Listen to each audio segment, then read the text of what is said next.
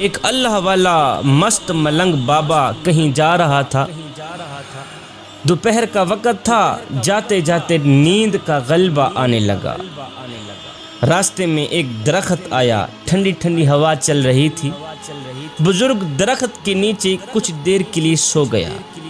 جب سویا، آنکھ لگی، نیند آئی، خواب میں اسی درخت نے اس بزرگ سے مخاطب ہو کر کہا، بابا جی اگر آپ میرے جیسے بن جاتے تو کیا ہی بات ہوتی۔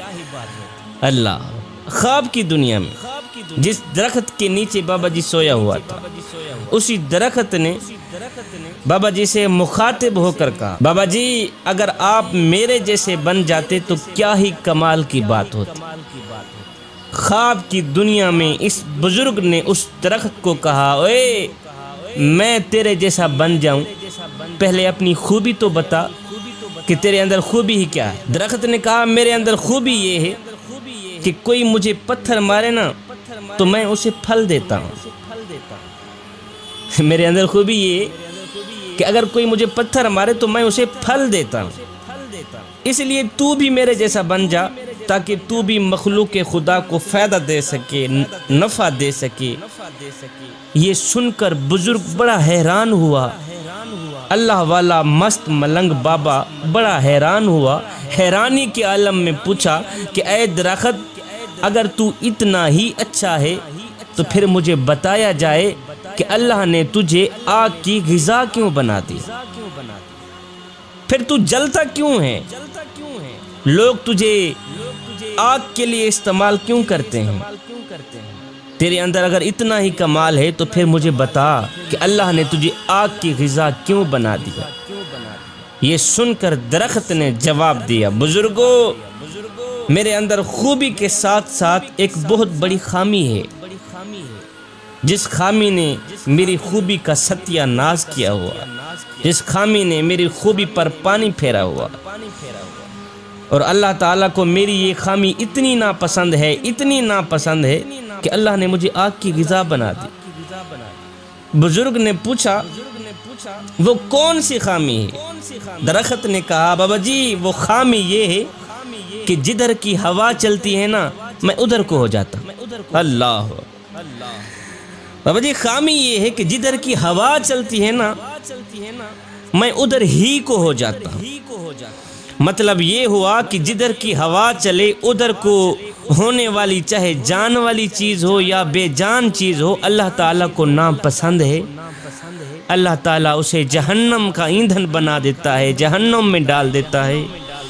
جوانوں، ہماری صورتحال بھی اسی درخت سے ملتی جلتی ہے۔ ہم بھی کچھ ایسا ہی کر رہے ہیں کہ جدھر کی ہوا چلتی ہے ہم ادھر کو ہی ہو جاتے ہیں۔ ہم نام لیتے ہیں حسین کا، نقل کرتے ہیں یزید کی۔ ہمارے اوپر کوئی بھی شخص 10 منٹ لگا دے ہم اسی کے ہو جاتے ہیں۔ مسجد میں نماز پڑھنے کے لیے بھی چلے جاتے ہیں، پھر کسی کے کہنے پر کنجر خانے میں بھی چلے جاتے ہیں۔ ادھر کو بھی پورے ہیں، ادھر کو بھی پورے ہیں، جدھر کی ہوا چلے ہم ادھر کو ہی ہو جاتے ہیں۔ ہمارا تن مسجد میں ہوتا ہے، من یاروں کے پاس ہوتا ہے، کھڑے نماز میں ہوتے ہیں، ہماری یادیں دوستوں کے پاس ہوتی ہیں، ہمارا سر سجدے میں ہوتا ہے، ہماری سوچیں کاروبار کی طرف ہوتی ہیں۔ جوانوں، نماز میں بھی خالص بن جاؤ، رب کے عشق میں بھی خالص بن جاؤ۔ ادھر سے حضرت رابعہ بصری آ رہی تھی، ادھر سے ایک نوجوان جا رہا تھا۔ جب ایک دوسرے کے قریب آئے تو نوجوان نے کہا، رابعہ بصری میں تجھ سے بڑی محبت کرتا ہوں، تجھ سے بڑا عشق کرتا ہوں۔ رابعہ بصری نے کہا، اچھا تو مجھ سے بڑی محبت کرتا ہے، عشق کرتا ہے؟ اس نے کہا، ہاں میں تیرے ساتھ عشق کر بیٹھا ہوں، میں تجھے اپنانا چاہتا ہوں۔ رابعہ بصری نے کہا، اچھا اس طرح کر، میری ایک بہن ہے جو مجھ سے کہیں زیادہ خوبصورت ہے، میں چاہتی ہوں تو اسی سے ہی محبت کر لے، اسی سے ہی عشق کر لے، اسی کو ہی اپنا لے۔ اس نوجوان نے کہا، تیری وہ خوبصورت بہن کہاں ہے؟ رابعہ بصری نے کہا، وہ تیرے پیچھے کھڑی۔ اس نوجوان نے یک لس مڑ کر پیچھے دیکھا تو رابعہ بصری نے نوجوان کے منہ پر ایک تماچا مارا، کہا بدبخت انسان، محبت رابعہ بصری سے کرتا ہے، تکتا غیروں کو ہے۔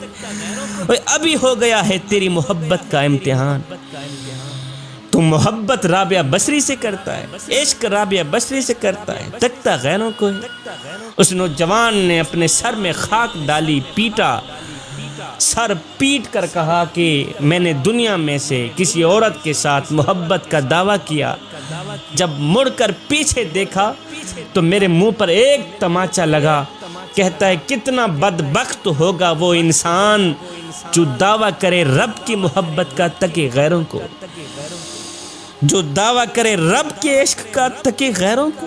جوانو، نماز میں بھی خالص بن جاؤ، رب کے عشق اور معرفت الہی میں بھی خالص بن جاؤ۔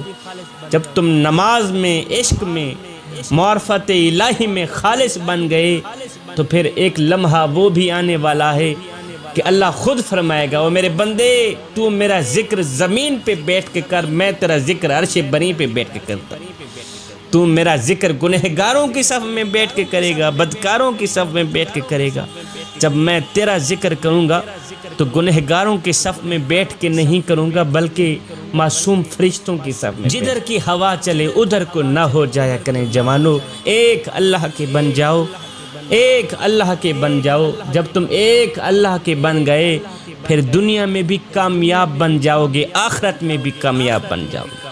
میرا اللہ قرآن کے اندر ارشاد فرماتا ہے، یا ایھا الذین آمنوا ادخلوا فی السلم کافہ، اے ایمان والو پورے کے پورے اسلام میں داخل ہو، پورے کے پورے مکمل طور پر اسلام کے اندر داخل ہو جاؤ، یعنی آدھے تیتر اور آدھے بٹیر بن کر نہ رہو۔